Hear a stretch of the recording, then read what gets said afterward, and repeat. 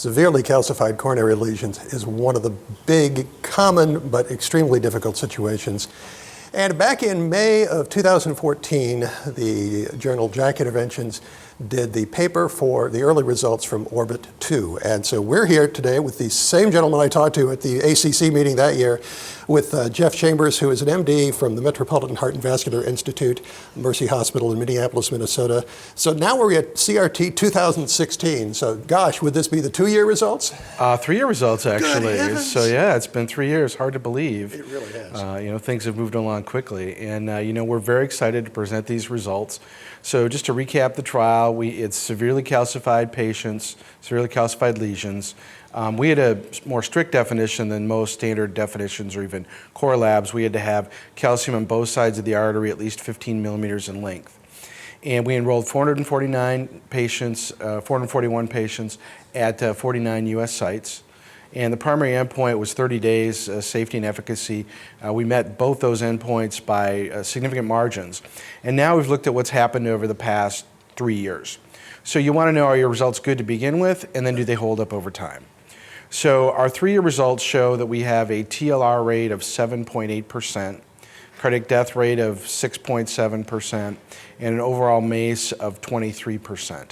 So very, very good results. So if you look at the literature and you look at other studies, you've got the Acuity Horizons trial where they're able to separate severely calcified lesions out. Now it's an acute coronary syndrome population.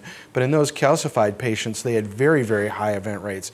And it looks like we've taken a very severe population and made them like a standard drug-eluting stent population. So when we compare all our results to the drug-eluting trials, we're in the lower part of TVR for all the drug-eluting trials. I mean, it's really encouraging. Yeah, calcium's a very difficult problem, right? You can't deliver stents, you get dissections, very difficult to treat. So we now have a way, and the mechanism of action of the device, I think, is what differentiates it. So the device both rotates and orbits, and it contacts the entire wall of the artery. It breaks up the calcium so that when you go in and you place the stent, you can get full expansion. And as we know from a number of trials over the years, that stent expansion translates to the good long-term results, and we're very happy to say that's what we're seeing in this trial. Well, what's next after this? So we're doing a couple iterations on the device. There's a new trial called the COAST trial with a second-generation device that's got diamonds on the tip of the device and more of a solid crown that orbits. So that'll be next. I think you're going to talk to Rich Schlafmitz about that at some time. Exactly. And you also have a paper here that's talking about the use of coronary orbital atherectomy compared to rotational atherectomy. What else is being presented at this? Yeah, so we don't have any real head-to-head comparison trials going on at this point. I mean, I think that's going to be the next logical step, that someone will do a trial comparing orbital to rotational and see what the outcomes are, and look forward to that. You also had a paper here that talked about the pacemaker issue, and so you were looking at that specifically. Yes, absolutely. So one of the things that happens when you have slow flow in the artery and you plug up the microcirculation is that you get bradycardia. And that's been a problem over the years with rotational atherectomy, and they found the pacing rate was not insignificant. With orbital atherectomy, due to the mechanism where the device allows continuous flow, the particles may be a little smaller and they wash downstream.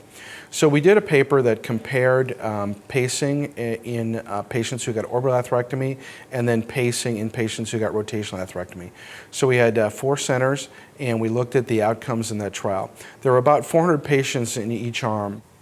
In the orbital atherectomy arm, the pacing rate was, where the pacer was actually turned on, was 0.9%. In the rotablator arm, it was 4.4%.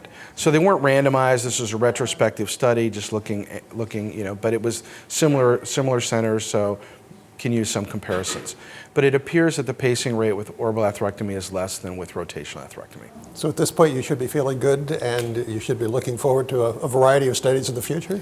We're looking forward to some more trials. Really have to look at how it impacts long term, and to show randomized trials that we can really show that. Well, if you want to go back and see the Orbit 2 results, make sure you go back to the May issue of JACC Interventions. And from the CRT meeting, we have a variety of interviews for you to check out, plus, of course, CardioSource World News itself, where I'm the executive editor, Rick McGuire.